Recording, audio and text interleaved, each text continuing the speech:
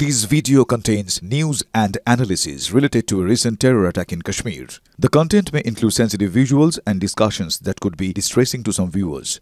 Viewer discretion is advised. We strongly condemn all forms of violence and terrorism. The purpose of the content is solely to inform and create awareness based on verified reports. MDH chana masala এখন ছোলা হোক বা বরবটি দানা, সাদা চানা হোক বা কালো, সব রান্নাই হবে অসাধারণ। MDH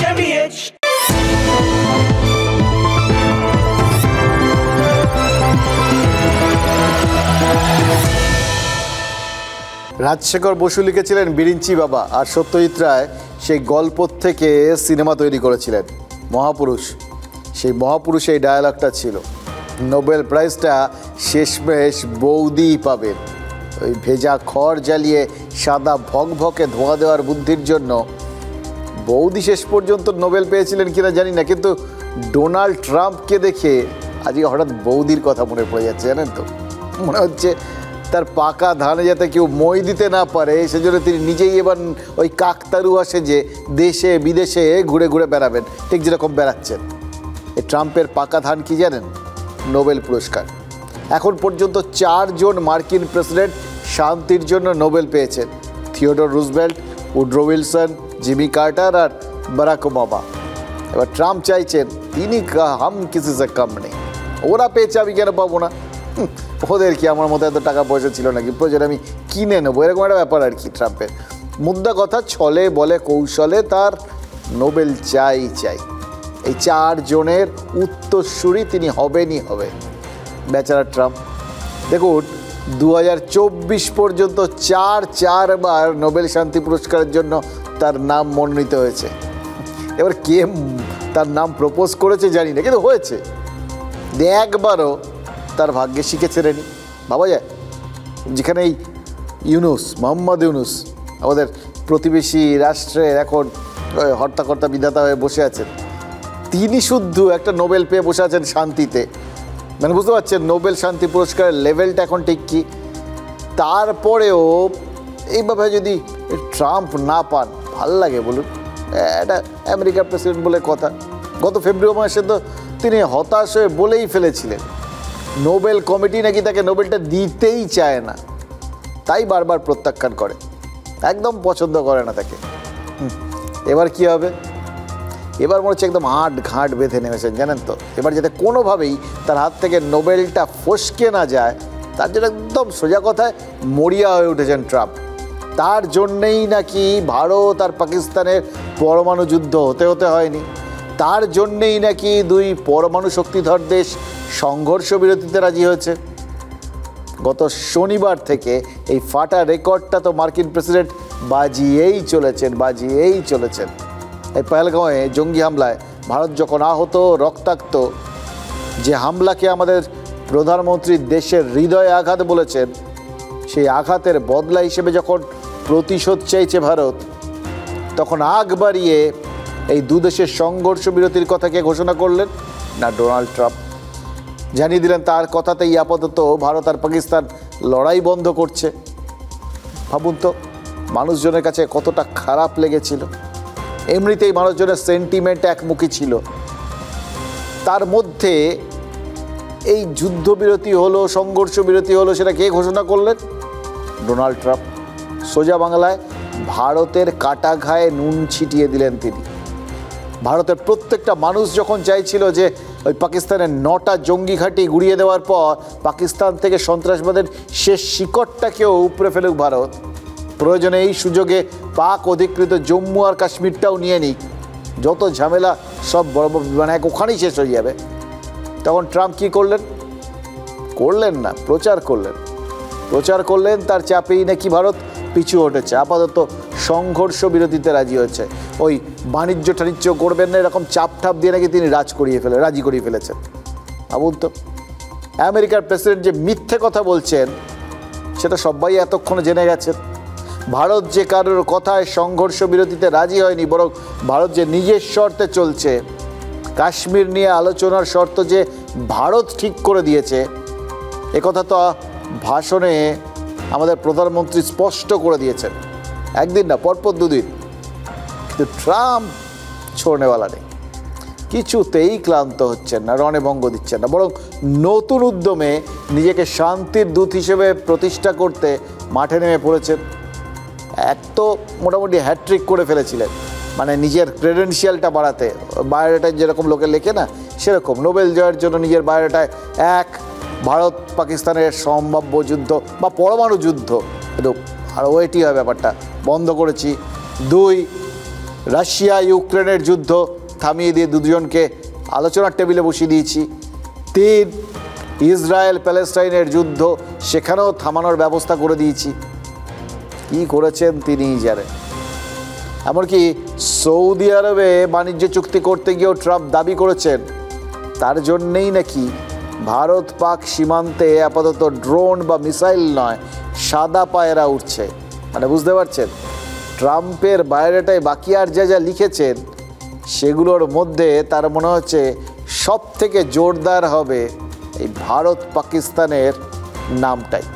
My greatest hope is to be a peacemaker and to be a unifier. I don't like war. Just days ago, my administration successfully brokered a historic ceasefire to stop the escalating violence between India and Pakistan. And I used trade to a large extent to do it. I said, fellas, come on, let's make a deal. Let's do some trading. Let's not trade nuclear missiles. Let's trade the things that you make so beautifully. বিড়াল বলে আঁশ ছোবো না, মাছ খাবো না, কাশি যাব। ওই যে America আজও রাশিয়ার সাথে ঠান্ডা যুদ্ধ চালাচ্ছে, যে আমেরিকায় টুইন টাওয়ার ভেঙে পড়ার পর বডি ব্যাগ দেখায়নি কোনো সংবাদ মাধ্যম, কারণ ভিয়েতনাম যুদ্ধে 80,000 মার্কিন সৈন্য মারা যাওয়ার পর থেকে আমেরিকার মানুষজন আতঙ্কে ভোগেন, পারতপক্ষে তাদের চোখের সামনে কারোর বডি ব্যাগ আনা হয় না। যে আমেরিকা তাদের ব্যবহার করে জঙ্গি তৈরি করেছে বলে পাকিস্তানের মন্ত্রীরা খুল্লা দাবি করে গেছেন, বলেছেন আমেরিকার জন্যেই তারা এই জঙ্গিদের প্রশ্রয় দিতে তার ধাত্রীভূমি হতে বাধ্য হয়েছে, সেই আমেরিকার প্রেসিডেন্ট বলছেন যুদ্ধ ভালো লাগে না, তিনি শান্তির দূত হতে চান। তাহলে তিনি কি পছন্দ করেন? ব্যবসা বাণিজ্য। এটা ঠিক, এর মধ্যে কোনো ভুল নেই, জানেন তো, কারণ ডোনাল্ড ট্রাম্প আগে একজন ব্যবসায়ী, তারপর তিনি আমেরিকার প্রেসিডেন্ট। ব্যবসায়ী মানে কি? রিয়েল এস্টেটের ব্যবসায়ী। এবার দেখুন, রিয়েল এস্টেটের ব্যবসায়ী ব্যাপারটাকে আপনারা কীভাবে দেখবেন জানি না। একটা জায়গায় আমার ওনার ধরন ধারণ দেখে মনে হয়েছে, এই দেখবেন যারা রিয়েল এস্টেটের ব্যবসা করে আমাদের এখানে লোকাল লেভেলে, ছোটোখাটো লেভেলে আর কি, মানে যাদের প্রমোটার বলতে পারেন, তারা সবসময় এলাকার মধ্যেই ভাবনা চিন্তা করে, তাদের ভাবনা চিন্তাটা পুরো ওই এলাকার মধ্যে, ওই পাড়ার মধ্যে কোন বাড়িটা এবার একটু প্রমোটিং করা যায়, এরকম ভাবনা চিন্তার মধ্যে তারা আটকে থাকে। একটু বড় লেভেলের রিয়েল এস্টেটের ব্যবসায়ী কিন্তু বেসিক ভাবনা চিন্তাটা একদম ওই ধারাতেই চলে, জানেন তো ট্রাম্পের। তিনি ওই আমেরিকার ওই ছোট্ট পরিসরটার মধ্যেই পুরো গোটা বিশ্বটাকে ভাবতে চান, তার মধ্যে দিয়েই তিনি গোটা বিশ্বকে বুঝতে চান। ভাবেন ওখানে আমি যা বলছি সেটা হবে, সুতরাং গোটা বিশ্বই হবে। তবে এটাও ঠিক, এটা অস্বীকার করার কোনো উপায় নেই, ব্যবসাটা তিনি ভালোই বোঝেন। ব্যবসার সাথে ট্রাম্প যে কোনো লোকের সাথে হাত মিলিয়ে ফেলতে পারেন, আর যে কোনো কথা বলতে পারেন, সেটা যদি মিথ্যে কথা হয় তাও ক্ষতি নেই। মানে যে জার্মানির সাথে সেই বিশ্বযুদ্ধের সময় থেকে আমেরিকার বিরাট মানে তুতু ম্যায় চরম সংঘর্ষ, তাদের সেই গোয়েবেলসের থিওরিটাকে কি অদ্ভুতভাবে তিনি নিয়েছেন। তিনি জানেন ওই সমস্ত নিয়ে নিতে কোনো সমস্যা নেই, তো হোক না জার্মান, হোক না সেই হিটলারের সঙ্গীর প্রচারমন্ত্রীর বক্তব্য, একটা মিথ্যে কথা যদি 10 বার বলি তাহলে লোকে বিশ্বাস করবে। ফলে দেখুন, যে দেশে যাচ্ছেন, যেখানে যাচ্ছেন, সকালে, মাঝরাত্রিরে, ভোরবেলা, যেখানে যখন পাচ্ছেন তিনি এক কথা বলে যাচ্ছেন, তিনিই সব করেছেন, তিনিই সব থামিয়েছেন। আর ঠিক একইভাবে ব্যবসার স্বার্থে নিজের দেশের শত্রুর সঙ্গেও তিনি হাত মিলিয়ে ফেলেছেন। হাত মেলাতে পারেন তিনি, কারণ তিনি পাক্কা ব্যবসায়ী। আজকেই সেটা প্রমাণ দিয়ে দিয়েছেন। সিরিয়ার প্রেসিডেন্ট আহমেদ আল সারার সঙ্গে বৈঠক করেছেন ট্রাম্প। বাশার আল আসাদকে সরিয়ে কয়েক মাস আগে ক্ষমতায় এসছে আল সারা, কিন্তু সেটা তার একমাত্র পরিচয় নয়। আল সারার আসল পরিচয় কি জানেন? তিনি আল কায়দা নেতা হিসেবে পরিচিত। আল কায়দা। ঠিক শুনছেন, সেই আল কায়দা আমেরিকার ইতিহাসের সব থেকে বড় সন্ত্রাসবাদী হামলাটা যারা চালিয়েছিল, 9/11 আমেরিকার টুইন টাওয়ার যারা ভেঙে গুড়িয়ে দিয়েছিল, সেই আল কায়দার নেতা আল সারা ইরাকের হয়ে আমেরিকার বিরুদ্ধে যুদ্ধ পর্যন্ত করেছিলেন। এই সেদিন পর্যন্ত জঙ্গি তালিকায় তাকে রেখেছিল বাইডেন প্রশাসন। আর ক্ষমতায় এসে তার সাথেই আজ হ্যান্ডশেক করলো কে? আমেরিকার প্রেসিডেন্ট ডোনাল্ড ট্রাম্প। দেখুন, তার সাথে হ্যান্ডশেক করায় আমেরিকানরা কি অ্যাটলিস্ট একবার বলবেন ব্রুটাস তুমিও? নাকি আমেরিকানরাও জানেন তাদের প্রেসিডেন্ট এরকমই, আগে ব্যবসায়ী পরে রাষ্ট্রনেতা।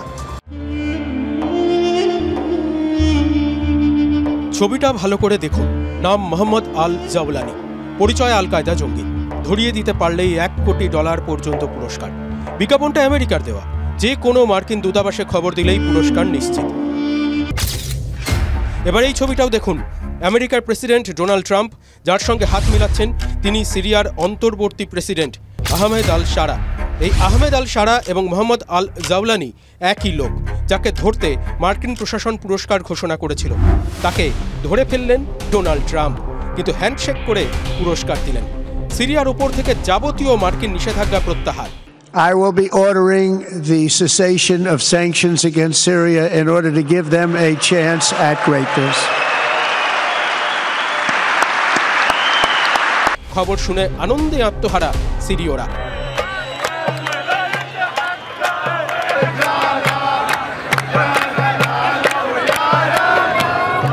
উৎসবের নেপথ্যে একটা বৈঠক। একদিকে সৌদি রাজকুমার মোহাম্মদ বিন সালমান, ফোনে ছিলেন তুরস্কের president Recep Tayyip Erdogan. Trump বললেন, young, attractive guy, tough guy, you know, strong past, very strong past fighter.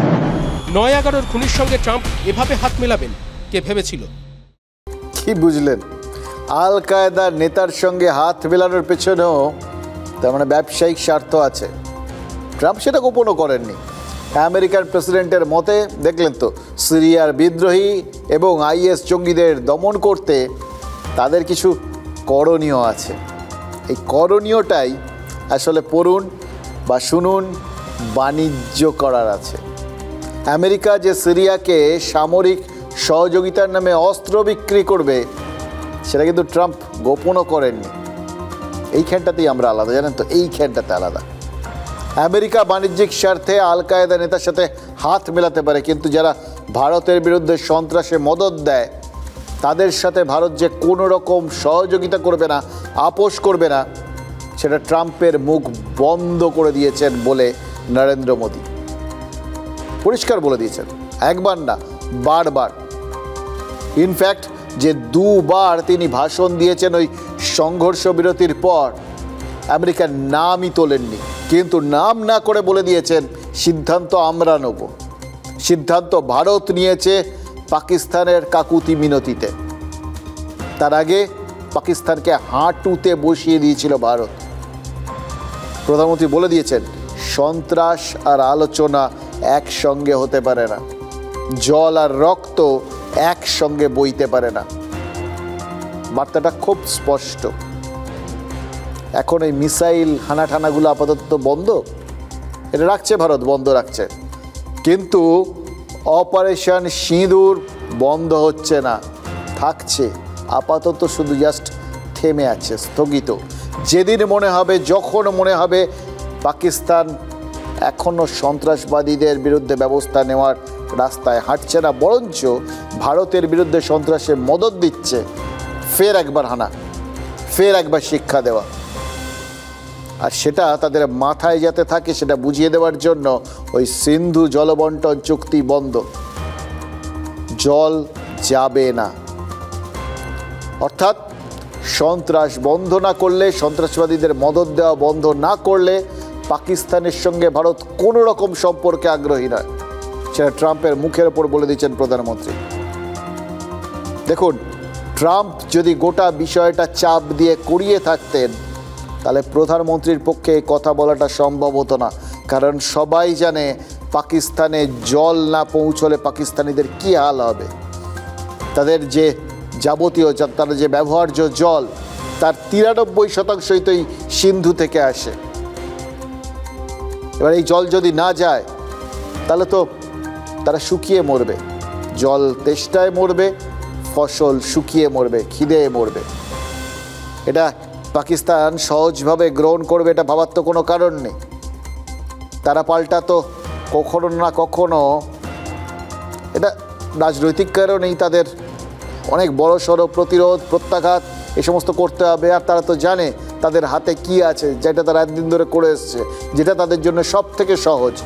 ভারতের সাথে যুদ্ধ যতবার করতে গেছে তারা প্রত্যেকবার মার খেয়েছে। সুতরাং তারা দেখেছেন তাদের পক্ষে সেফ হচ্ছে নিজেরা আড়ালে থেকে ওই জঙ্গি পাঠিয়ে দাও। এ কাজ যে আবার তারা করবে না গ্যারান্টি আছে, এবং তখন যে ভারত আবার তাদের বিরুদ্ধে প্রত্যাঘাত করবে না, ব্যবস্থা নেবে না, তার কোনো গ্যারান্টি আছে। মানে এই যে একটা পরিস্থিতি হতে পারে এই সম্ভাবনাটা জিয়ে রইল যদি সত্যি ভারত আমেরিকার কথায় ট্রাম্পের ধমকে বা চাপে রাজি হয়ে থাকতো যুদ্ধবিরতিতে, তাহলে এই সম্ভাবনাটা জিইয়ে রাখতে দিত? সম্ভবত সেটা, এটা বোঝার ব্যাপার আছে। দেখুন, আমাদের দেশের বিরোধী নেতারা বলছেন পাকিস্তানকে জঙ্গি রাষ্ট্র ঘোষণা করুন প্রধানমন্ত্রী, তারপর আমেরিকাকে পাকিস্তানের সাথে সমস্ত রকম বাণিজ্য বন্ধের জন্য চাপ দেওয়া হোক। অর্থাৎ সন্ত্রাসবাদ আর বাণিজ্য এই দুটো যে একসঙ্গে চলতে পারে না, সেটা শুধু আমাদের প্রধানমন্ত্রী নয়, আমাদের বিরোধী রাজনৈতিক শক্তিগুলো ওই আমেরিকাকেই বুঝিয়ে দিতে চাইছে। তারপরেও ট্রাম্প যে কেন গায়ে মানে না আপনি মোড়লের মতো ভারত পাকিস্তানের বিষয়ে নাক গলাচ্ছেন, বুঝতে পারছেন? তিনি কি জানেন না এগুলো সবই তার গায়ে এসে ছিটকে ছিটকে লাগছে? সবাই অপমান করছে আর তিনি অপমানিত হচ্ছেন কারণ তিনি শান্তিতে নোবেল প্রাইজ জিততে মরিয়া। এই নোবেল প্রাইজের জন্য মরিয়া ট্রাম্প শুধু ভারত পাকিস্তান এদের যুদ্ধযুদ্ধ থামিয়েছেন বলে দাবি করবেন, বারবার করবেন, বলে বলে লোকজনকে বোর করে দেবেন, বিশ্বাস করিয়ে ছাড়বেন। এটা তো যেরকম রয়েছে সেরকম ভারতের শত্রু হতে পারে এরকম দেশকে সরাসরি সহযোগিতাও করছেন। কিভাবে? এটাই হচ্ছে মজা, এটা আপনাদের বলবো। এবং সেটা বলতে গেলে আরও কিছু কথা আজকে বলতেই হবে, যে কথাগুলো আপনারা জানেন। যে যুদ্ধ শেষ হয়েও হলো না, সেটা বোঝাতে গেলে আরও কিছু কথা বলতেই হয়, যে কথাগুলো আজ না বললেই নয়।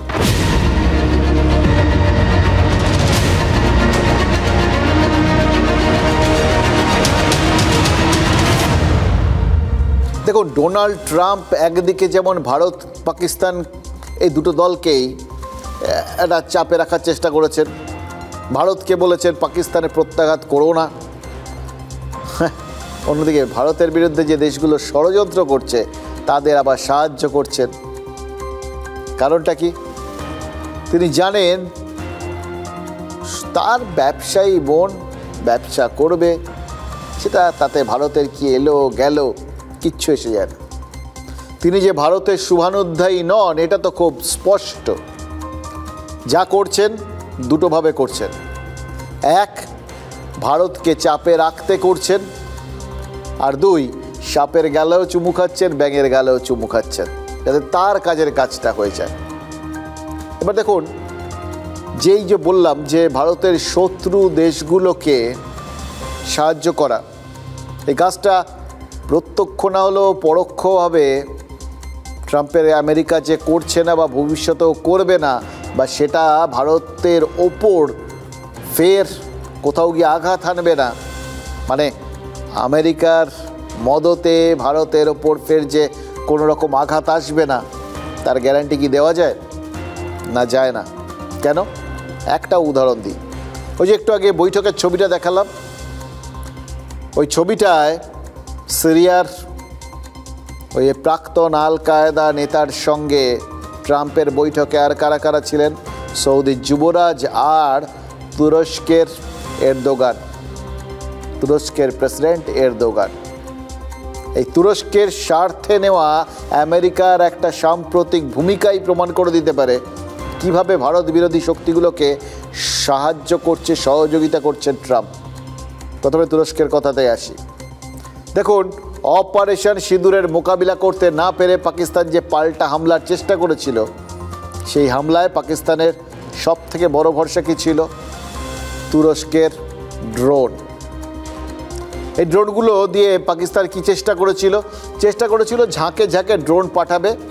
এই ড্রোনগুলোকে ভারত আটকাতে পারলে ভালো, আটকালে ভারতের, তারা ধরে নিয়েছিল S-400 দিয়েই ভারত আটকাবে, এবং সেটা খুব দামি অস্ত্রশস্ত্র মিসাইল লাগানো, তাতে তো সেগুলো ধ্বংস হবে, মানে ভারতের অ্যামিউনিশন খরচ হয়ে যাবে, অস্ত্রশস্ত্র খরচ হয়ে যাবে। পরে তারপর তারা আরও বড় আঘাত হানবে, তখন ভারতের হাতে আর জিনিসপত্র থাকবে না এগুলোকে আটকানোর জন্য। খেয়াল করে দেখুন, ঝাঁকে ঝাঁকে ড্রোন পাঠিয়েছে তারা। এবার এই ড্রোনগুলো প্রায় 400-500, এই 400-500 ড্রোন, এগুলোর দাম যথেষ্ট সস্তা। আর যদি তুরস্ক এমনি এমনি দিয়ে থাকে, গিফট করে থাকে, তাহলে তো কোনো কথাই নেই, গিফটের মাল যত খুশি ঢাল। সুতরাং তারা ইচ্ছে মতো পাঠিয়ে দিয়ে গেছে।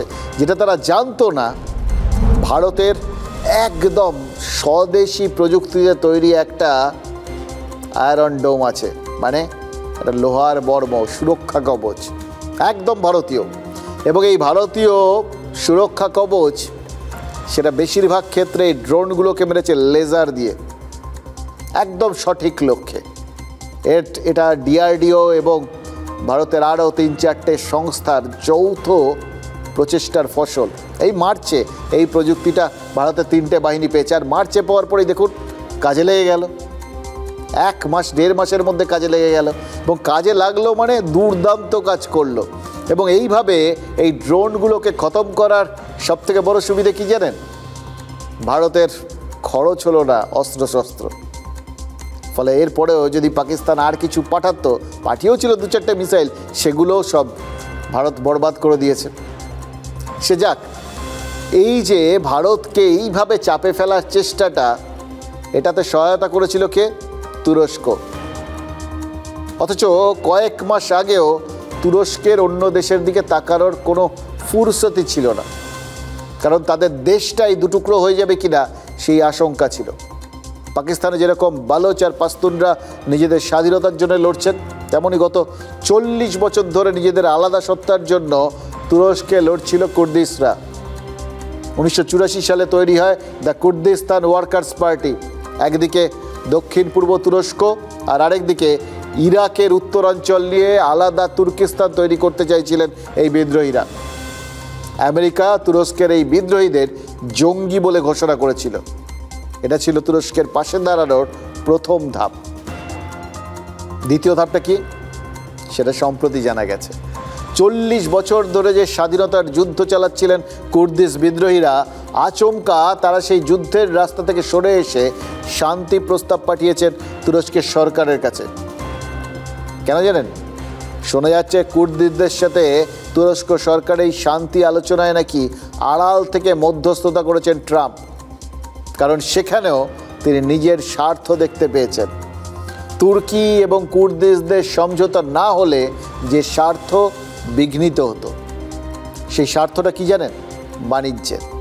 যে বাণিজ্যের কথা সৌদি আরবে দাঁড়িয়ে ভারত পাকিস্তানকেও মনে করিয়ে দিয়েছেন ডোনাল্ড ট্রাম্প। এই বন্দুকের নল তুরস্কের দিকে তাক করা ছিল গত 40 বছর ধরে। তুরস্ক আর ইরাক থেকে নিজেদের আলাদা করতে চাইছিলেন কুর্দিশরা, কিন্তু আচমকা উলটপুরাণ। তুরস্কের কাছে সন্ধি প্রস্তাব বিদ্রোহী কুর্দিশদের। জেলবন্দি কুর্দিশ নেতা আবদুল্লাহ ওসলানের ডাকে প্রস্তাব। কিন্তু এখানে আমেরিকার কি ভূমিকা? সিরিয়া, ইরাক, তুরস্কে কুর্দিশদের সমর্থন ছিল আমেরিকার। আমেরিকার ভূমিকায় ক্ষুণ্ণ হয় তুরস্কের এরদোগান সরকার। আমেরিকার সঙ্গে বাণিজ্যিক সম্পর্ক ছিন্ন করার পথে এগোয় তারা। আমেরিকার সঙ্গে F-35 যুদ্ধবিমান কেনার চুক্তি ভাঙে তুরস্ক।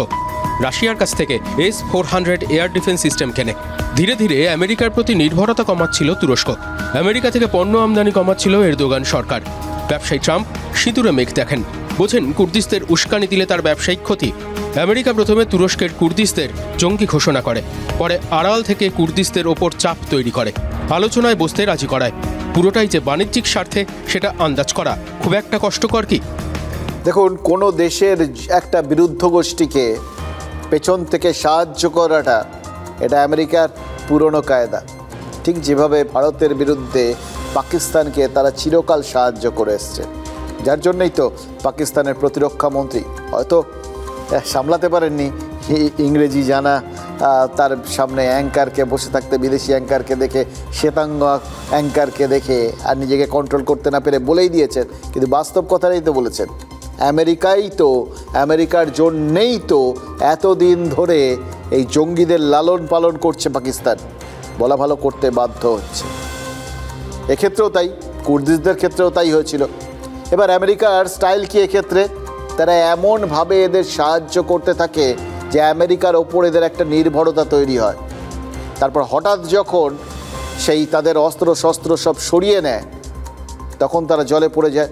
যখন সাপ্লাইটা বন্ধ হয়ে যায়, তখন আমেরিকা তাদের মানে বেঁচে থাকার শর্তে আর কি তাদের দিয়ে নিজেদের কাজগুলো করিয়ে নেয়। সোজা কথায় প্রথমে গাছে তোলে, মগডালে তোলে, তারপর মইটা কেড়ে নেয়। এটা আমেরিকার পুরনো স্টাইল। অবশ্য আমেরিকার সহযোগী দেশগুলো এই স্টাইলেই চলে, তো যেটা ঘটেছে ওই ইউক্রেনের ক্ষেত্রে, রাশিয়ার বিরুদ্ধে তাদের নামিয়ে দিয়ে অনেকেই আস্তে আস্তে জেলেন্সকির পেছন থেকে ওই মইটা যে সরিয়ে নিয়েছিলেন সেটা তো পরিষ্কার। দেখুন, এর ফলে কুর্দদের হঠাৎ করে সমস্ত রকম সহায়তা বন্ধ করে দেওয়ার হুমকি দিয়ে আমেরিকা এই যে তুরস্কের কাজটা করে দিল, তার পেছনে মূল উদ্দেশ্যটা কি? বাণিজ্য তো বললাম। কোন বাণিজ্য? অস্ত্র বাণিজ্য। F-35 যে চুক্তিটা তুরস্ক বা এরদোগান খারিজ করে দিয়েছিল, F-35 আমেরিকার এখন নবতম পণ্য, লেটেস্ট প্রজন্মের যুদ্ধ বিমান। ভারতকেও গচানোর চেষ্টা করেছে তারা, জানেন তো। কিন্তু ভারত সেই F-35 দিকে না গিয়ে ভারত তার বদলে এই যে মিরাজ কিনেছে বা রাফাল কিনেছে বা সুখোই কিনেছে, এটাতেই কিন্তু আমেরিকার ভেতরে ভেতরে গাত্রদাহ আছে।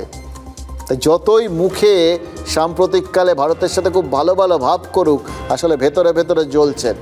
এই যে আমেরিকার কিছু কিছু সংবাদ মাধ্যম এই গোটা ভারত পাকিস্তান এই লড়াইটার সময় ভারতের বিপক্ষে কথা বলে গেছে, কোনো রকম প্রমাণ ছাড়াই, মানে একদম চোখ বন্ধ করে পাকিস্তানের যা যা খবর, পাকিস্তান যা যা মিথ্যে কথা বলেছে সেগুলোকেই সত্যি বলে প্রচার করেছে।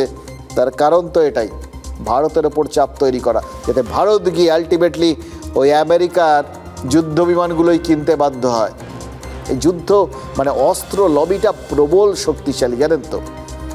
এবার এই জিনিসটা সবসময় একটা দেশের তাদের ওই পররাষ্ট্র নীতি বা তাদের চিন্তাভাবনা নিয়ন্ত্রণ করে ফেলে। এখানেও তাই। ডোনাল্ড ট্রাম্প এই যে এত কাণ্ড করে কুর্দিশদের ওই গাছে তুলে মই কেড়ে তারপর তাদের দিয়ে এই সন্ধি প্রস্তাব দেওয়াচ্ছেন, তার কারণ এতে এরদোগান খুশি হবেন। এরদোগানকে এখন তিনি বগল দাবা করে ঘুরে বেড়াচ্ছেন। দেখলেন তো সিরিয়ার সঙ্গে বৈঠকেও এরদোগান হাজির। এবার শুধু ওই যে F-35 চুক্তিটা সেটা নতুন করে শুরু করাটা জাস্ট সময়ের অপেক্ষা। এতে আমেরিকার হাজার হাজার ডলার রোজগার হয়ে যাবে। দেখুন, সারা বিশ্বে অস্ত্রবাজারের কতটা আমেরিকা নিয়ন্ত্রণ করে জানেন? প্রায় 43%। 2020 থেকে 2024 এই 4 বছরে বিশ্বের বিভিন্ন দেশ যত অস্ত্র কিনেছে তার 43% বিক্রি করেছে আমেরিকা। এবার ডোনাল্ড ট্রাম্প চাইছেন আমেরিকার অস্ত্রের বাজারটা আরও বড় করতে। ওখানেই তো আসল পয়সা। যত লোকের মনে ভয়, যত দেশের মনে ভয়, তত তারা অস্ত্র কিনবে। যত অস্ত্র কিনবে আমেরিকা তত অস্ত্র বেচবে, লালে লাল হবে। তাই জন্যই তিনি এশিয়া সফরে এসছেন। তাই তিনি কাতার হয়ে সৌদি আরবে গেছিলেন। কাতার তাকে 2টো প্লেন দিতে চেয়েছে, আর সৌদি আরব কি দিয়েছে? এবার খেয়াল করে দেখুন, কাতার আর সৌদি আরবের মধ্যে কিন্তু একটা পুরনো শত্রুতা রয়েছে। মাঝখানে তাদের সমস্ত রকম সম্পর্কই কাটছাট হয়ে গেছিল। এবং কিছুদিন আগেই সৌদি আরবের বিদেশ মন্ত্রী বলেছেন কাতারিদের সম্পর্কে যা খুশি তাই বলেছেন, ওরা জঙ্গিদের মদদ দেয়, ওরা অত্যন্ত নোংরা একটা দেশ, এদের সাথে কোনো ভদ্রলোক থাকে না, সব বলেছেন। এমনকি সৌদি আরবের ক্ষতি করার চেষ্টা করে কাতার, এটাও বলেছেন। সেই জন্যেই যখন তিনি সৌদি আরবে আসছেন শুনেছে কাতার, তখন তাকে নিয়ে গিয়ে 2টো প্লেন দিতে চেয়েছে। সোজা কথা এটাকে উপকৌটন বলা যায়। এই নিয়ে আমেরিকায় প্রশ্নের সামনে পড়ে কিন্তু ট্রাম্পও চটে গেছিলেন, আর তাদের ওই বিদেশ দপ্তরের আধিকারিকরাও তারাও কিন্তু প্রশ্নের সামনে যখনই পড়েছেন রেগে মেগে উঠে চলে গেছে। আর সৌদি আরব কি করেছে? আমেরিকার সঙ্গে $600 বিলিয়ন মানে 51,000 কোটি টাকার চুক্তি করেছে সৌদি, যার মধ্যে অস্ত্র চুক্তি রয়েছে 12,000 কোটি টাকার। আমেরিকার কাছ থেকে এই বিপুল অস্ত্র কিনবে সৌদি আরব।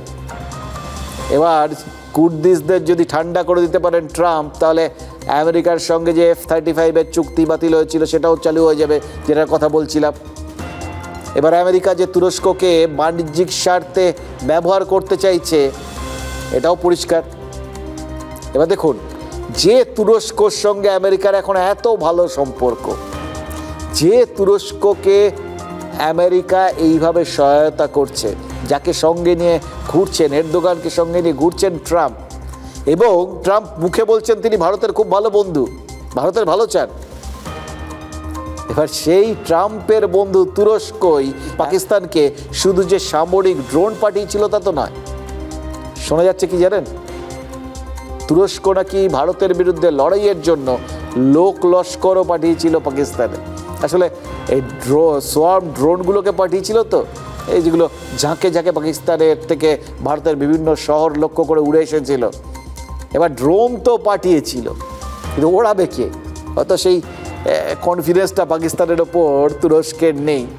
সেই জন্যেই নাকি ওই ড্রোনগুলো ওড়ানোর জন্য তুরস্ক থেকে লোক পাঠিয়েছিলেন এরদোগান। পাকিস্তানকে ড্রোন দিলেও তারা যে ওড়াতে পারবে না এটা হয়তো তুরস্কের প্রেসিডেন্ট জানতেন, কিন্তু সে তো পরের কথা। তারপরেও তো তিনি যুদ্ধ জাহাজ পাঠিয়েছেন। এভাবে খোলাখুলি পাকিস্তানের পাশে দাঁড়ালে তার নিজের কি ক্ষতি হতে পারে সেটা কি এরদোগান ভুলে গেছিলেন? সন্ত্রাসবাদের বিরুদ্ধে লড়াইয়ে পাকিস্তানের পাশে দাঁড়ানোয় তুরস্ক যে ভারতের কাছে বিশ্বাসঘাতক প্রমাণিত হলো, এবং এই ভারত যে বিশ্বাসঘাতকদের সঙ্গে ঠিক যেরকম ব্যবহার করা উচিত সেটাই করবে, এটাও কি তিনি ভুলে গেছিলেন? দেখুন, তুরস্কের বিরুদ্ধে জাস্ট 2টো পদক্ষেপ করেছে ভারত, 2টো। এক, আন্তর্জাতিক স্তরে তুরস্ককে বিশ্বাসঘাতক প্রমাণ করে দিয়েছে। ভারতের প্রেজেন্টেশন বিভিন্ন জায়গায় চলে গেছে, সোশ্যাল মিডিয়ায় ছড়িয়ে গেছে। 2023 সালে তুরস্কে যখন ভয়ানক ভূমিকম্প হয়েছিল, সেই সময় ভারতীয় সেনা সবার আগে মেডিকেল টিম নিয়ে গিয়ে হাজির হয়েছিল। কেন্দ্রীয় সরকারের তরফে বিপর্যয় মোকাবিলা বাহিনীর স্পেশাল টিম পাঠানো হয়েছিল। ভারত সেই সহযোগিতার নাম দিয়েছিল অপারেশন দোস্ত। ভারতের সাহায্য পেয়ে এরদোগান তখন বলেছিলেন এই উপকার তারা কখনো ভুলবেন না। কিন্তু এখন ওসব কথা ভুলে গেছে। তার বদলে কি বলছেন জানেন? বলছেন পাকিস্তান তাদের বন্ধু, এবং এই বন্ধুত্বের খাতিরেই তারা নিজেরা ভালো অবস্থায় থাকুন, খারাপ অবস্থায় থাকুন, বিপদে আপদে সমস্ত সময় তারা পাকিস্তানের পাশেই থাকবেন। এমনকি ভারতের বিরুদ্ধে পাকিস্তান লড়তে নামলে তারা পাকিস্তানকেই সমর্থন করবে। ভাবুন তো, যে ভারত ভূমিকম্পে বিধ্বস্ত তুরস্কে অপারেশন দোস্ত চালিয়েছিল, সেই ভারতে সন্ত্রাসবাদী হামলা চালানো পাকিস্তানকে সহযোগিতার বার্তা দিয়েছে তুরস্ক। এবার এই জায়গাটা, এই ছবিটায় তাদের এই চেহারাটা, দুমুখ নীতিটা, মুখ আর মুখোশের যে ফারাকটা, এটাই গোটা বিশ্বের দরবারে তুলে ধরছে ভারত। এটা নিয়ে সাইবার যুদ্ধ শুরু হয়ে গেছে। বিট্রেয়ার টার্কি, বিশ্বাসঘাতক তুরস্ক, এই মর্মে এক্স স্যান্ডেলে লাগাতার প্রচার চলছে। সবাই বুঝে গেছে এটা একটা ধাপ। তুরস্কের বিরুদ্ধে ভারতের পদক্ষেপের আরেকটা ধাপ হলো বাণিজ্যিক। দেখুন, তুরস্কে যত মানুষ ঘুরতে যায় তার একটা বড় অংশ হচ্ছে ভারতের। ইদানিংকালে গোটা বিশ্বে যারা ঘুরতে গিয়ে সব থেকে বেশি টাকা খরচ করেন তারা ভারতীয় ট্যুর অপারেটররা। তারা কিন্তু তুরস্কের এই ভূমিকাটা জানার পর তাদের বয়কট করতে শুরু করেছেন। বয়কট তুরস্ক প্রচার চলছে চারপাশে, সোশ্যাল মিডিয়া, এভরিওয়্যার। আর অন্যদিকে তুরস্কে পণ্য রপ্তানি বা তুরস্ক থেকে পণ্য আমদানি বন্ধ করে দিচ্ছে বিভিন্ন ব্যবসায়িক প্রতিষ্ঠান। অর্থাৎ এটাও আপনারা দেখে চেনা লাগছে না? পাকিস্তানের বিরুদ্ধে যেভাবে সেনা অভিযানের পাশাপাশি জল আর বাণিজ্য বন্ধ করে কূটনৈতিক চাপ তৈরি করে পাকিস্তানের হাল খারাপ করে দিয়েছে ভারত, ঠিক একই রকম চাপ তুরস্কের ওপর চাপিয়ে দেওয়ার কাজটাও তো শুরু হয়ে গেছে। কারণ গত বছরও শুধুমাত্র ভারতীয় পর্যটকদের জন্য তুরস্কের 2.5 থেকে 3 হাজার কোটি টাকা আয় হয়েছিল। এই টাকাটার পরিমাণটা ভাবতে পারছেন? এই টাকা যদি না আসে, এই টাকাটা যদি ক্ষতি হয়ে যায়, হাতছাড়া হয়, তাহলে ওই 2.5 কোটি তো জগদ্দল পাথর হয়ে এরদোগানের বুকে চাপ দেবে। চাপটা কিন্তু তুরস্কের জন্য পাশ কাটিয়ে যাওয়ার মতো নয়। পরিসংখ্যান কি বলছে জানেন? 60% ভারতীয় এই দেশে সফরের পরিকল্পনা বাতিল করে দিয়েছেন। বিভিন্ন ট্যুর প্ল্যানার সংস্থাগুলো জানাচ্ছে এই কদিনে তুরস্ক এবং আজারবাইজানে মানে নর্মাল কোর্সে যে পরিমাণ আর কি বাতিল টাতিল হয় তার 250% বেশি পর্যটক তাদের বুকিং বাতিল করে দিয়েছেন। ভারত বন্ধুত্বের হাত বাড়িয়েছিল, কিন্তু তার বদলে শত্রুতা দিয়েছে এরদোগান। এর জন্য আজ নয়তো কাল তাকে বোধহয় আফসোস করতেই হবে। হাতে মারা ব্যাপারটা ভয়ঙ্কর, কিন্তু ঠিক যেরকম পাকিস্তান এখন বুঝতে পারছে। ভারত সিন্ধুর জল বন্ধ করেছে, 1 মাসও হয়নি। 22 এপ্রিল পেহেলগাঁও হামলার পর জল না দেওয়ার কথা বলেছিল কেন্দ্রীয় সরকার, সবার আগে এই সিদ্ধান্তটা নিয়েছিল। তারপর তো তাদের ওখানে শিক্ষা দিতে ভারতের ওই জঙ্গি ঘাঁটি গুড়িয়ে দেওয়ায় তো তারপরে হয়েছে।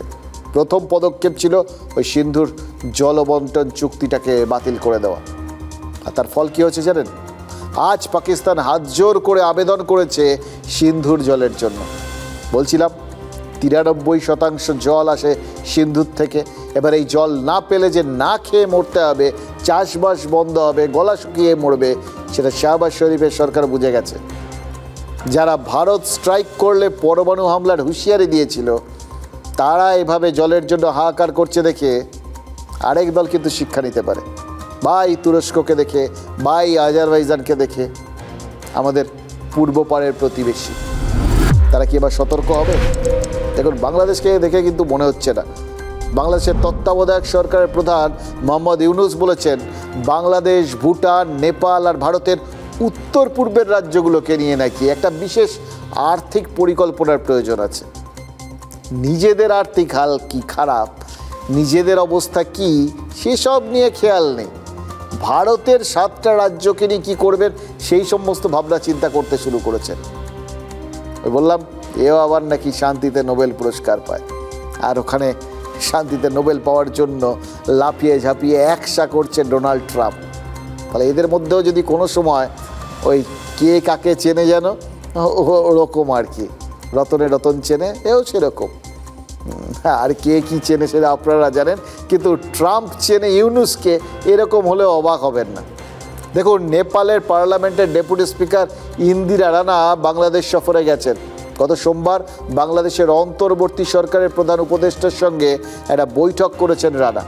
আর সেই বৈঠকেই নাকি ওই নেপাল, ভুটান, বাংলাদেশের সাথে আমাদের উত্তর পূর্বের 7টা রাজ্যকে জুড়ে আর্থিক পরিকল্পনা তৈরির প্রস্তাব দিয়েছেন ইউনুস। দেখুন, আগে হলে ইউনুসের এই বক্তব্যকে পাত্তা দেওয়ার কোনো কারণই ছিল না, পাগলের প্রলাপ বলে উড়িয়ে দেওয়া যেত। ইনফ্যাক্ট যা বলেছেন তার বেশিরভাগই তো উড়িয়ে দেওয়ার মতো। কিন্তু এখন আর সেটা সম্ভব হচ্ছে না, জানেন তো। কারণ খেয়াল করে দেখুন, একটা অদ্ভুত উন্মাদনা কাজ করছে বাংলাদেশের মধ্যে। উন্মাদ, ধর্মান্ধতা, মৌলবাদ, দেখুন এগুলো পাকিস্তানে এখন একটাই মানসিকতা কাজ করছে, আতঙ্ক। তারা কিন্তু এখন বাঁচতে ব্যস্ত।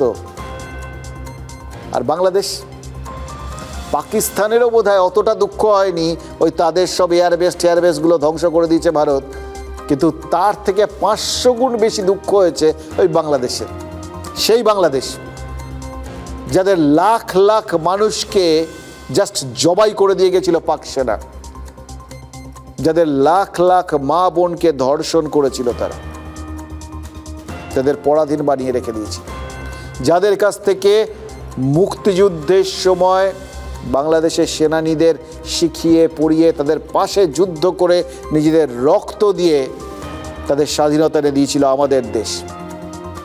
উপকার করেছিল না, তাই আজকাল তারা উঠে পড়ে লেগেছেন আমাদের অপকার করার জন্য। এটাই ভয়ের, কারণ ধর্মান্ধতা, মৌলবাদ একটা অদ্ভুত মানসিকতার জন্ম দেয়, যেখানে কোনো যুক্তি টুক্তি কাজ করে না। এরা এমনি কিছু করতে পারবেন না, কিন্তু ছোটোখাটো অশান্তি যে বাঁধানোর চেষ্টা করবেন না, বা তারা ওই পাকিস্তানকে যে ওখান থেকে ওই সন্ত্রাসবাদীদের লঞ্চ করানোর জন্য, ঠিক যেরকমভাবে পাক অধিকৃত কাশ্মীরে সন্ত্রাসবাদীদের লঞ্চ প্যাডগুলো রয়েছে, জঙ্গিদের লঞ্চ প্যাড আছে, ওরকমই একটা লঞ্চ প্যাডে বাংলাদেশ পরিণত হবে না, তার কোনো গ্যারান্টি আছে নাকি? দেখুন, এর আগেও আমাদের উত্তর পূর্বের রাজ্যগুলোকে নিয়ে উস্কানি দিয়েছিলেন মোহাম্মদ ইউনূস।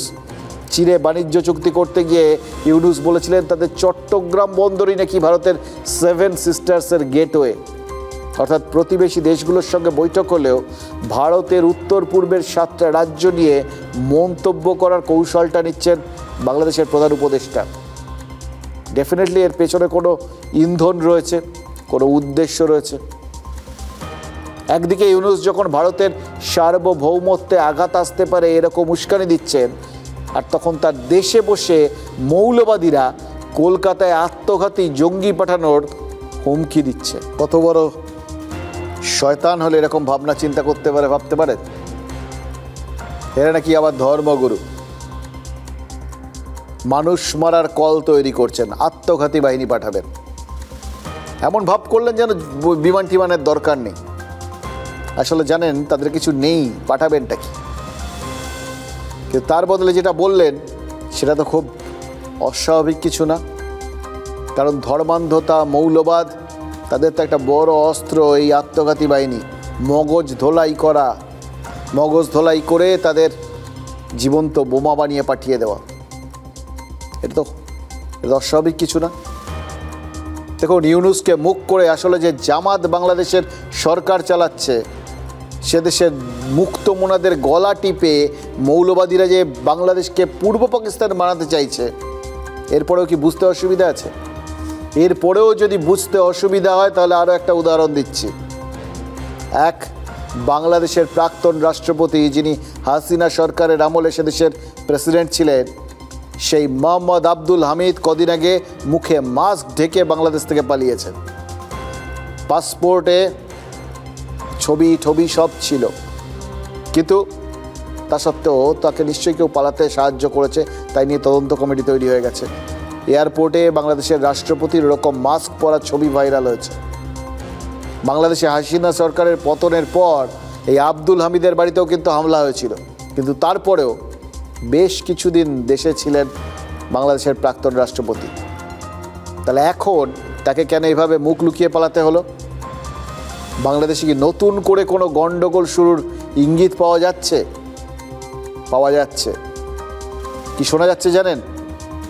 একটা পুরোপুরি মৌলবাদকে প্রশ্রয় দিয়ে তাদের হাতে দেশ তুলে দেওয়ার পথে এগোচ্ছেন মোহাম্মদ ইউনূস, কারণ তিনি বুঝে গেছেন তার পক্ষেও আর বেশি দিনে এদের বিরুদ্ধে কথা বলে নিজের ক্ষমতা ধরে রাখাও সম্ভব হবে না। ওদের হাতে ক্ষমতা তুলে দিতেই হবে। ওদেরই চাপে ইতিমধ্যেই আওয়ামী লীগকে তিনি নিষিদ্ধ ঘোষণা করার পথে গিয়েছেন। আর কেউ সামান্যতম বিরুদ্ধ মত তুললেই তাকে দমাতে চাইছেন ইউনূস।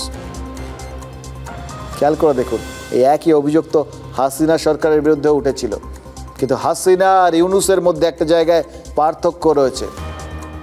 সেটা হচ্ছে হাসিনা বাংলাদেশকে আমেরিকার ঘাঁটি হতে দেননি, আমেরিকাকে বাংলাদেশের মাটি ব্যবহার করতে দেননি, সেন্ট মার্টিন দ্বীপে মার্কিন সেনা ঘাঁটি করতে দেননি। সেজন্যই তার সরকারের বিরুদ্ধে ষড়যন্ত্র হয়েছে বলে তিনি অভিযোগ তুলেছিলেন। সেই জন্যেই তার ক্ষমতা গেছে বলে তাকে দেশ ছাড়তে হয়েছে বলে শেখ হাসিনা অভিযোগ করেন। এবার যদি সেই কথা সত্যি হয় তাহলে বলতে হবে আমেরিকাই ইউনূসকে ক্ষমতায় বসিয়েছে, বাংলাদেশকে মৌলবাদীদের হাতে তুলে দিয়েছে। সেই আমেরিকাই এখন পাকিস্তানের সঙ্গেও ভালো সম্পর্ক রাখছে, সেই আমেরিকায় পাকিস্তানের সঙ্গেও বাণিজ্যিক স্বার্থ দেখার কথা ভাবছে, সেই আমেরিকায় পাকিস্তানের বন্ধু ভারতের শত্রু তুরস্কের সঙ্গে হাত মিলিয়েছে। আর সেই আমেরিকাই এখন পাকিস্তানের পর এখন IMF থেকে বাংলাদেশকেও ঋণ পাইয়ে দেওয়ার টোপ দিচ্ছে, প্রায় $1.3 বিলিয়ন। মানে এই বিশাল পরিমাণ টাকা IMF বাংলাদেশকে ধার দিতে পারে। এবার সেই ঋণ নিয়ে বাংলাদেশ কি করবে? ভারতের বিরুদ্ধে যে সেটা ব্যবহার হবে না তার কোনো গ্যারান্টি আছে? নাকি তারাও যুদ্ধাস্ত্র কিনবে? কোত্থেকে কিনবে? আমেরিকার থেকে। মানে টাকাটা আমেরিকার হাত থেকে বেরিয়ে আমেরিকার কাছেই চলে যাবে। মাঝখান থেকে ঋণগ্রস্ত বাংলাদেশ আর ভারতের চারপাশে ভারতকে চাপে রাখার মতো আরেকটা শক্তি। দেখুন, কিছুদিন আগেই পাকিস্তানকে 1000 কোটি টাকা ঋণ দিয়েছে IMF। সে টাকায় পাকিস্তান কি করেছে? অপারেশন সিঁদুরে যে সমস্ত জঙ্গি মারা গেছে তাদের পরিবারকে আর্থিক সাহায্য করছে। শাহবাজ শরীফ সরকার কি জানিয়েছে জানেন? ভারতের স্ট্রাইকে নিহত 100 জনের পরিবারকে আর্থিক সাহায্য করা হবে। তার মধ্যে জৈশ নেতা মাসুদ আজহারকেই দেওয়া হবে 14 কোটি টাকা, কারণ তার পরিবারের 14 জন মারা গেছেন। 1 কোটি টাকা করে দিলে 14 কোটি টাকা হয়, তাই তাকে 14 কোটি দেবে পাকিস্তান। মানে লোনের টাকায় জঙ্গিদের পুষতে চায় পাকিস্তান। যদি তারা পারে তাহলে বাংলাদেশ কেন পুষবে না? পুষবেই না, এটা কি কেউ জোর গলায় বলতে পারেন? আর এই দুই দেশেই তাবেদার সরকার বসিয়ে আমেরিকা যে উপমহাদেশের কন্ট্রোল করতে চাইবে না, সেটাই বা কেউ বলতে পারবেন কি?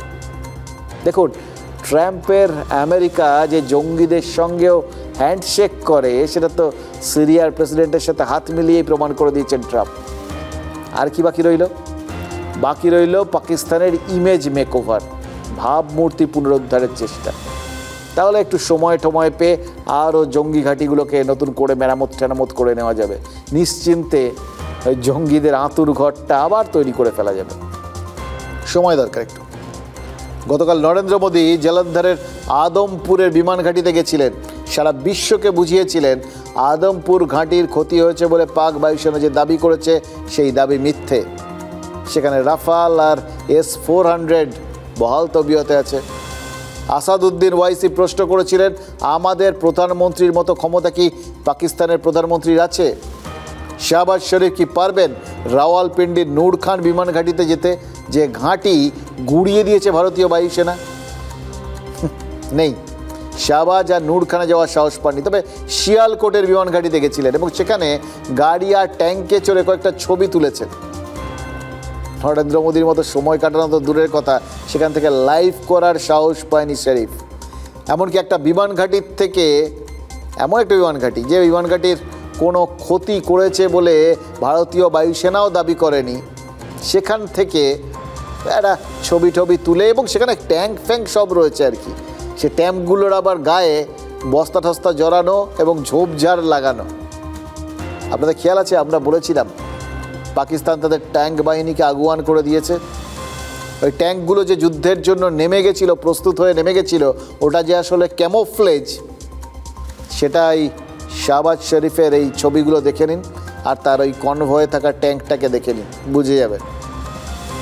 দেখুন, ভারতের অপারেশন সিঁদুরে পাকিস্তান যে ক্ষতবিক্ষত হয়ে গেছে, সেটা আস্তে আস্তে, মানে ওই নরেন্দ্র মোদী এমনভাবে ধাক্কাটা দিয়েছেন না, ওই কনফিডেন্সের সুর শুনে এখন আস্তে আস্তে সবাই নিজেদের বক্তব্য ঘোরাতে শুরু করেছে। অবশ্য পশ্চিমী মিডিয়া এরকম, জানেন তো, ওই পাকিস্তান যেদিন 71-এ আত্মসমর্পণ করেছিল তার আগের দিন অবধি বলেছে ভারত হারছে, আর পরের দিন পাকিস্তান আত্মসমর্পণ করেছিল। এবারও তাই। এখন সবার স্বর বদলে গেছে। নিউ ইয়র্ক টাইমস আজ লিখেছে পাকিস্তানের কোথায় কোথায় ক্ষতি হয়েছে। ভারত সরকার প্রেস বিজ্ঞপ্তি দিয়ে বলেছে আগামী কয়েক বছরের মধ্যে ভারত সমরাস্ত্রের ব্যবসায় প্রথম কয়েকটা দেশের মধ্যে চলে আসতে পারে। যে ড্রোন দিয়ে ভারত পাকিস্তানের মাটিতে প্রত্যাঘাত করেছে, সেই মেক ইন ইন্ডিয়া ড্রোনের বাজার হতে পারে 94,000 কোটি টাকার। সুতরাং বুঝতে পারছেন, পাকিস্তান ভারতের ক্ষতি করতে গিয়ে, হ্যাঁ, আমাদের বেশ কিছু সহনাগরিকের প্রাণ তো নিয়েছে, কিন্তু গোটা বিশ্বের কাছে ভারতীয় অর্থনীতি বা ভারতীয় যে মেধা, তার গুরুত্বটা বুঝিয়ে দিয়েছে। কিন্তু ব্যবসা হিসেবে এই 4 দিনের মধ্যে পুরো বিশ্বে ব্রহ্মস এবং আকাশের এর সেল, এর যে বাণিজ্যিক ভ্যালু কিন্তু ম্যাসিভ বেড়ে যাবে। মেক ইন ইন্ডিয়াতে এই ব্রহ্মসের জন্য ইতিমধ্যেই 17টি দেশ, তৃতীয় বিশ্বের দেশ, এমন কোন দেশ নেই, সাউথ আফ্রিকা, ইউনাইটেড আরব এমিরেটস, ওমান, এমন কোন দেশ নেই, বেলজিয়াম, বুলগেরিয়া, যারা এই ব্রহ্মস কেনার জন্য লাইনে রয়েছে। 17টি দেশ, ফিলিপাইন্স তাদের মধ্যে প্রথম। ভারত সরকার বলেছে যে ফার্স্ট কাম ফার্স্ট সার্ভ। দেখুন, বাংলাদেশের এবং পাকিস্তানের কথা মাথায় রাখলে ভারতের কিন্তু এই অস্ত্রশস্ত্রের দিক থেকে স্বনির্ভর হওয়াটা খুব জরুরি। তাতে একদিকে যেরকম আমাদের অর্থনীতি চাঙ্গা থাকবে, কারণ অধিকাংশ দেশেরই কিন্তু যাবতীয় বাজেট চলে যায় নিজেদের এই অস্ত্রশস্ত্র কিনতে, প্রতিরক্ষা খাতে। সেখানে ভারত যদি স্বনির্ভর হয় তাহলে নিজের দেশের অর্থ নিজের দেশে থাকবে, আর তার সঙ্গে সেই অস্ত্র যদি বাইরে বিক্রি করা যায় তাহলে আমাদের দেশের আরও লাভ, অর্থনীতি আরও চাঙ্গা থাকবে। এবং এটা তো আরও জরুরি কেন জানেন? আর কিছুদিনের মধ্যেই ওই যেটা ইঙ্গিত দিচ্ছিলাম, বাংলাদেশে আবার একটা উত্তাল পরিস্থিতির সৃষ্টি হতে পারে, তার ইঙ্গিত তো পাওয়া যাচ্ছে। শুধু যে তাদের ওই প্রাক্তন প্রেসিডেন্টের দেশ ছাড়া সেটা তো নয়, শুধু যে আওয়ামী লীগকে নিষিদ্ধ ঘোষণা করা তা তো নয়। বাংলাদেশের যিনি সেনাপ্রধান ওয়াকারুজ্জামান, তার আমেরিকা যাওয়ার কথা ছিল একটা সামরিক সেমিনারে যোগ দেওয়ার জন্য। শেষ মুহূর্তে তাকে আটকে দিয়েছেন ইউনূস। এই মুহূর্তে বাংলাদেশে বিভিন্ন যে দেশগুলো আছে, তাদের প্রতিবেশী দেশ যারা আর কি সচরাচর এই পাকিস্তান বাংলাদেশিদের ঘনিষ্ঠ, মানে চীন টিন যারা আছে আর কি, তাদের সঙ্গে, তাদের রাষ্ট্রদূত বা তাদের সামরিক নেতাদের সঙ্গে বৈঠক করছেন ইউনূসের পছন্দের বিভিন্ন সামরিক কর্তা। তাহলে বুঝতে পারছেন কোথাও গিয়ে ওয়াকারুজ্জামানকে কোণঠাসা করার চেষ্টা চালাচ্ছেন ইউনূস। বেশ কিছুদিন ধরেই চালাচ্ছিলেন, এবার কি তাহলে সেটা চূড়ান্ত জায়গায় পৌঁছেছে? তাহলে কিন্তু নিশ্চিত থাকতে পারেন বাংলাদেশে আরও একটা উত্তাল পরিস্থিতি সৃষ্টি হলো বলে। বাংলাদেশে ওই উত্তাল পরিস্থিতিতেও যে রক্ত বন্যা বয়নি, তার কারণ কিন্তু ছিলেন ওয়াকারুজ্জামান। অত্যন্ত ঠান্ডা মাথায় পরিস্থিতি সামলেছেন তিনি। এবার তাকে সরাতে উঠে পড়ে লেগেছেন ইউনূস। এই যখন এই ইঙ্গিতগুলো পাওয়া যায় না, তখন বোঝা যায় ঝড় আসছে। অবশ্য ঝড় তো চলছে, আর যেখানে যেখানে ঝড় আছড়ে পড়েছে সেখানে ঝড় পরবর্তী নুইয়ে পড়া দশাটা, সেটাও আমাদের চোখে আসছে। আজকেই যেরকম আমাদের জওয়ান পূর্ণম সাউকে মুক্তি দিয়েছে পাকিস্তান। মুক্তি দেওয়াটা ভুল, মুক্তি দিতে বা সোজা কথায় ছেড়ে দিতে বাধ্য হয়েছে। একের পর এক ফ্ল্যাগ মিটিং, সেনা সরকারের তরফে ক্রমাগত কূটনৈতিক এবং তার সঙ্গে তো তার আগে যা যা সামরিক চাপ, সে তো দেখেই ফেলেছেন আপনারা। আর সব কিছু মিলিয়ে ওই পূর্ণম সাউকে ছাড়াটা জাস্ট সময়ের অপেক্ষা ছিল। 22 এপ্রিল পহেলগাঁও হামলার পর ভারত জবাব দেওয়া শুরু করেছিল। পরের দিন 23 তারিখ ফিরোজপুর বর্ডারে ডিউটি করতে গিয়ে ভুল করে সীমান্তরক্ষী বাহিনীর 24 নম্বর ব্যাটালিয়নের ওই কনস্টেবল পূর্ণম, আমাদের বাংলার ছেলে, রিশতার ছেলে, তিনি পাকিস্তানের পাঞ্জাব প্রদেশে ঢুকে গেছিলেন। তারপর যথারীতি ধরা পড়ে যান। 21 দিন পর আজ মুক্তি দেওয়া হলো। আমরাও কিন্তু এক পাক জওয়ানকে মুক্তি দিয়েছি। দেখুন, এই ব্যাপারগুলো নর্মালি ঘটেই থাকে। বহু জায়গাতেই এরকম সেনা মাঝে মধ্যে এ পাশ থেকে ওপাশে চলে গিয়ে তারা ভুল করেই যায় হয়তো, কিন্তু তার ফ্ল্যাগ মিটিংয়ের পর ছেড়ে দেওয়া হয়। এই পরিস্থিতিতে পাকিস্তান থেকে আটকে রাখার চেষ্টা করছিল। খেয়াল করে দেখুন, পাক সেনার তরফে এখন পর্যন্ত 13 জন সেনার মৃত্যুর খবর সরকারিভাবে স্বীকার করে নেওয়া হয়েছে, কিন্তু ভারতের হাতে আটক এক পাক জওয়ানের কথা একবারও মুখে বলেনি ইসলামাবাদ। ভারত যখন পূর্ণমকে ছাড়ার জন্য চাপ দিচ্ছে, তখন ওরা একবারও ওদের জওয়ানকে ছাড়ার জন্য মুখ খোলেনি, কারণ নিজের জওয়ানকে নিয়ে মাথা ব্যথাই নেই ওদের। আজ আমাদের সেনা ওই 3 তারিখে চলে আসা পাক জওয়ানকে মুক্তি দিয়েছে। অনেকেরই আজকে অভিনন্দন বর্তমানের কথা মনে পড়ছে। অভিনন্দন পাক রেঞ্জার্সদের হাতে আটক হয়েছিলেন কবে মনে আছে তো? ওই পুলওয়ামা অ্যাটাকের জবাবে বালাকোট এয়ার স্ট্রাইকের সময় 3 দিন তাকে আটকে রেখেছিল। সেবারও চাপের মুখে তাকে ছাড়তে বাধ্য হয়েছিল পাকিস্তান। এবারও পূর্ণমকে ছাড়তে বাধ্য হলো। এবারও ঘরের ছেলে ঘরে ফিরে এলো। নিশ্চয়ই আজকে 20-22 দিন পর আজকে চিন্তা কেটেছে, খুবই ভালো লাগছে আজকে। অনেকেরই মনে পড়ে যাচ্ছে অভিনন্দন বর্তমানের কথা। অভিনন্দন বর্তমান থেকে পূর্ণম সাউ। 2019 থেকে 2025 ফের ভারতের কূটনৈতিক জয়, ফের একবার স্নায়ুর যুদ্ধে বাজিমাত। অভিনন্দন বর্তমানকেও ছাড়তে হয়েছিল, ছাড়তে হতো পূর্ণম সাউকেও। কিন্তু মুক্তির আগে পর্যন্ত একরাশ উদ্বেগ আর উৎকণ্ঠা। কি হয়েছিল 6 বছর আগে? 14 ফেব্রুয়ারি 2019 পুলওয়ামায় পাক মদতপুষ্ট জৈশ ই মোহাম্মদের হামলা। 40 জওয়ানের রক্তে ভিজেছিল উপত্যকা। 13 দিন পর 26শে ফেব্রুয়ারি শুরু হয়েছিল বালাকোট এয়ার স্ট্রাইক। পরদিন 27শে ফেব্রুয়ারি ভারতের আকাশসীমা লঙ্ঘন করে কয়েকটি পাকিস্তান যুদ্ধ বিমান। মুহূর্তের মধ্যে আকাশপথে ধাওয়া করে ভারতীয় বায়ুসেনার দুটো MiG-21, যার একটাতে ছিলেন উইং কমান্ডার অভিনন্দন। পাক হামলা বানচাল করার পাশাপাশি F-16 জেটও ধ্বংস করা হয়, কিন্তু বিমান ক্ষতিগ্রস্ত হওয়ায় পাকিস্তানের হাতে আটক হন অভিনন্দন। 3 দিন পর 1 মার্চ ছেড়ে দিতে বাধ্য হয় পাকিস্তান, ঠিক যেমনভাবে ছাড়তে হলো BSF জওয়ান পূর্ণম সাউকেও। সেনা থেকে খবরটা এসেছিল সকালেই। ফোন করেন মুখ্যমন্ত্রীও। সকাল থেকে আপনি বলছিলেন কি চিফ মিনিস্টার আপনাকে ফোন করেছে? হ্যাঁ, আজকে সকাল থেকে 4 বার ফোন করেছেন। আজ 4th দিন উনি চলে এসেছেন। আমি আপনাকে ফোন করেছিলাম সকালে, ওরা ফোন ধরেনি, কিন্তু আমি যখনই শুনেছি রিলিজ হয়ে গেছে আমি তখনই ফোন করেছি। না ম্যাডাম, অ্যাকচুয়ালি আমার আজকে ফোন খারাপ হয়ে গেছে, অনেক হচ্ছে। নো প্রবলেম, আপনারা এখন একটু হাসিতে থাকুন। ঠিক আছে ম্যাডাম, অনেক অনেক ধন্যবাদ আপনাকে। অনেক ব্যস্ত হয়েছে থাকলেও বা ফাইন। ঠিক আছে ম্যাডাম। সকালে 10:30টার সময় BSF ডিপার্টমেন্ট থেকে ফোন এসেছিলেন कि आपके हस्बैंड इंडिया आ गए हैं, PK साहू जी, आप टेंशन मत लीजिए। অভিনন্দন বর্তমানকে 3 দিন পর ছাড়তে হয়েছিল পাকিস্তানকে। পূর্ণম সাউ মুক্তি পেলেন 21 দিন পর। এই 21 দিন পরিবার কাটালো এক দুঃসহ উৎকণ্ঠায়। হবে নাই বা কেন দেশটার নামছে পাকিস্তান। मैं आप लोगों को बता नहीं सकती हूँ, बहुत टेंशन में थी। ये बस यही लग रहा था ना कि कब आएंगे, कैसे आएंगे, वो आएंगे कि भी नहीं, ये भी एक समस्या वाली बात थी। উদ্বেগ থেমেছে, কিন্তু সন্ত্রাসবাদ ওটা থামেনি। সন্ত্রাসবাদের বিরুদ্ধে যুদ্ধ জারি আছে বলছে দেশ, আর সেই যুদ্ধে দরকারে ছেলের জান কবুলেও রাজি বলছেন এক জওয়ানের বাবা। মানে আবার যাবে যুদ্ধক্ষেত্রে, আবার দেশের জন্য জান দিয়ে দাও, আবার যুদ্ধ যদি লাগে তো আবার আমার ছেলে যাবে আবার রক্ষা করবে দেশের জন্য। আজ দেখলাম অনেকে বাবুল গুহর কথা বলছেন। কেন আগে কে বাবুল গুহ সেটা আপনাদের একটু মনে করিয়ে দিই। 1965 ভারত পাক যুদ্ধে অংশ নিয়েছিলেন ফ্লাইট লেফটেন্যান্ট বাবুল গুহ। বাবা বিখ্যাত প্রফেসর ডক্টর প্রফুল্ল চন্দ্র গুহ। কি করেছিলেন ফ্লাইট লেফটেন্যান্ট জানেন? আদমপুর এয়ারবেস, যেখানে কাল প্রধানমন্ত্রী গেছিলেন, সেই এয়ারবেস থেকে যুদ্ধ বিমান নিয়ে সোজা চলে গেছিলেন পাকিস্তানের ওই সারগোদা এয়ারবেসে। তছনছ করে দিয়েছিলেন লাহোর সেন্ট্রাল এয়ার কমান্ডারের এই পশ্চিম দিকের এয়ারবেসটা। 65 যুদ্ধে বাঙালি এই বীর সেনা শহীদ হয়েছিলেন নাকি বন্দি, এ নিয়ে তর্ক বিতর্ক আছে। আর তাকে ধরেই আজ একটা তুলনা শুরু হয়েছে। বলা হচ্ছে তাকে ফেরানো যায়নি, কিন্তু পূর্ণমকে ফেরানো গেল। এখানেই ওই কেনর উত্তরটা। পূর্ণমকে কে ফেরালেন? নরেন্দ্র মোদী। যেহেতু ইন্দিরা গান্ধীর সাথে তুলনা টানা হচ্ছে, তাই বাবুল গুহ চলে এলেন। মুশকিল একটাই, 65 যুদ্ধে ইন্দিরা গান্ধী নন, প্রধানমন্ত্রী ছিলেন লাল বাহাদুর শাস্ত্রী।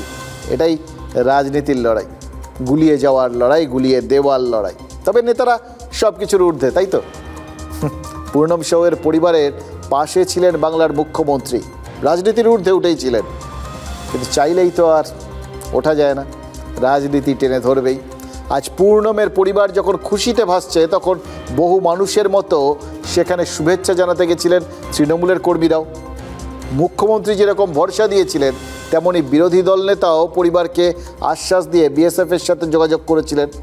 মুখ্যমন্ত্রী যেমন পূর্ণমের স্ত্রীকে ফোন করেছিলেন, তেমনি আজ প্রথমে BSF আর পরে জওয়ানের বাড়ি গিয়ে শুভেচ্ছা জানিয়েছেন শুভেন্দু অধিকারী। তাহলে তফাৎটা কোথায়? দ্বন্দ্বটাই বা কোথায়? দ্বন্দ্বটা আসলে क्रेडिट बनाम डिसक्रेडिटेड। हम लोग भी हमारा ओर से बहुत सारे कोशिश किया है।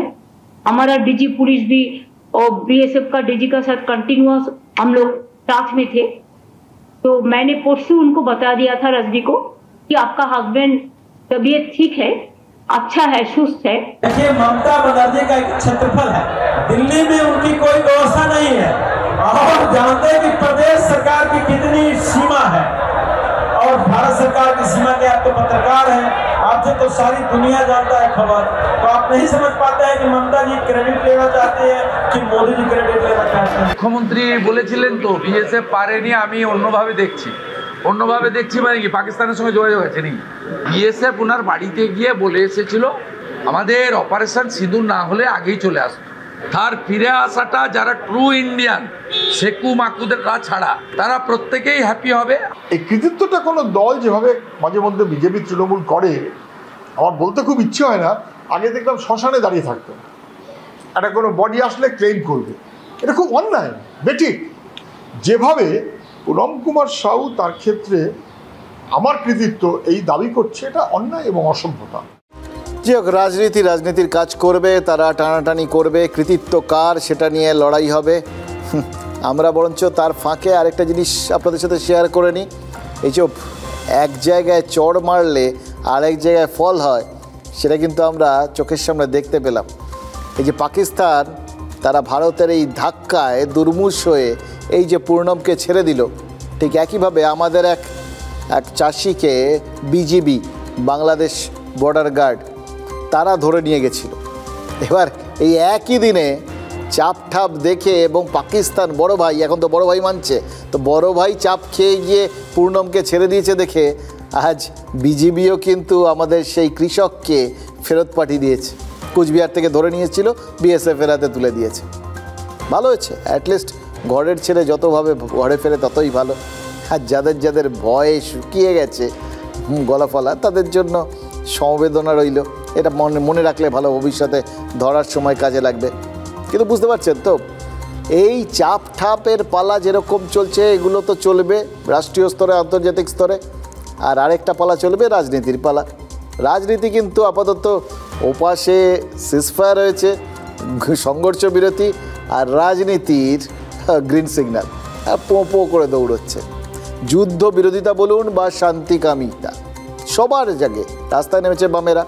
প্রথমে বাম মনোভাবাপন্নরা নেমেছিলেন, খানিকটা বুঝে নিয়েছেন কি পরিস্থিতি। তাতে আবার সজল ঘোষরা তাদের বিরুদ্ধে নেমে গেছিলেন, হাড্ডাহাড্ডি একটা লড়াই চলছিল। অদ্ভুত ব্যাপার, একটা জিনিস বুঝি না জানেন তো, সজল ঘোষরা তারা মনে করেন যে ভারতের এই মুহূর্তে জাতীয়তাবাদেরই দরকার, আর ওখানে যারা বামেরা নেমেছিলেন তারা যুদ্ধ নয় শান্তি চাই বলছিলেন। আরে দলই একই কথা বলছিলেন অ্যাকচুয়ালি। আসলে বামেরা তারা বলতে পারেন, কিন্তু মানে নর্মাল কোর্সে যখন ভারত আক্রান্ত হয়ে প্রত্যাঘাত করছে তখন যুদ্ধ থামিয়ে দিন বলাটা মানে হচ্ছে চরম মূর্খামি। এটা যদি কেউ করেন তাহলে দেশের সেন্টিমেন্ট, দেশের স্বার্থের বিরোধে গিয়ে করছেন। তার বদলে তারা হয়তো ভেবেছিলেন, জানি না, রাজনীতিক তো খুব ভুল ভাবেন না, নিশ্চয়ই তাদের মাথায় অন্যরকম ছিল জানেন তো। তারা নিশ্চয়ই ভেবেছিলেন যে এই যুদ্ধ নয় শান্তি চাই মানে কি, শান্তি তো তখন আসবে যখন পাকিস্তানকে ঠেঙিয়ে ঠান্ডা করে দেওয়া হবে। তো বামেরাও আসলে বলেছিলেন পাকিস্তানকে ঠেঙিয়ে ঠান্ডা করে দাও, তাহলেই শান্তি আসবে। এটা নিশ্চয়ই বলেছিলেন, মনে নিশ্চয়ই তাই ছিল। তাহলে তো বিজেপি যা বলেছিল, তৃণমূল যা বলেছিল, বামেরাও তাই বলেছিল, তাহলে আর সংঘাতটা কোথায়? এইরকমভাবে সোজাসাপটাভাবে ব্যাপারটা যদি তারা ভেবে নেন না, তাহলে আর কোনো প্রবলেম থাকে না। কিন্তু মুশকিল কি জানেন তো, ওই যুদ্ধক্ষেত্রে আমরা যা দেখি, রাজনীতির ক্ষেত্রেও তো তাই হয়।